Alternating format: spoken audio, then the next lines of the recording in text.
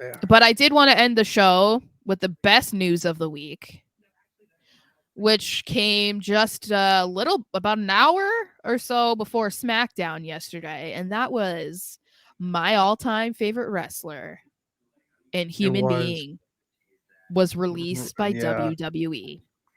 And I just have to say, good job, WWE. You finally did the right thing, you know? Like, that Long was, overdue. It it was was. long overdue. And when we talked about it before we went live, I was saying that I think it's the only time that I've ever seen wrestling fans on social media come together and collectively 95% of them were actually happy that this release happened. So I think that tells you a lot about how the fans felt about him. And I think,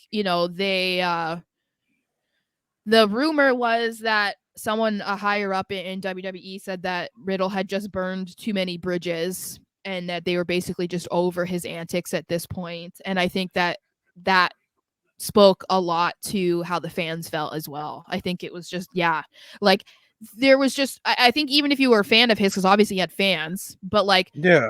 I think it gets to a point where you can't defend somebody anymore because you can't make up excuses for somebody every single time something happens.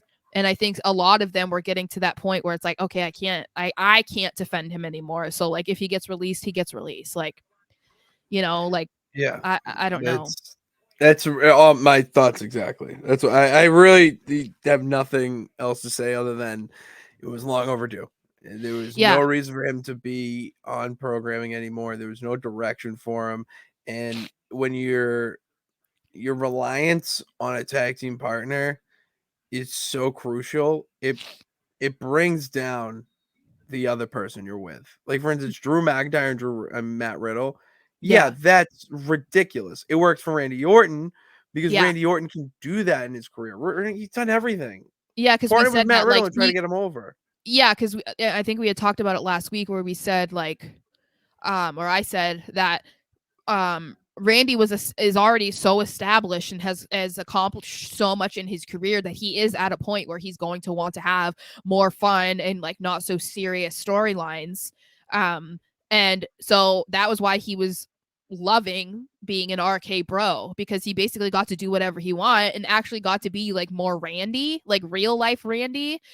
And in the McIntyre situation, Drew isn't done chasing the ring. Like he wants to be champion. So it didn't make sense to then put him into a forced tag team simply because it was entertaining and because you needed to do something with Matt Riddle because he's incapable of doing things on his own.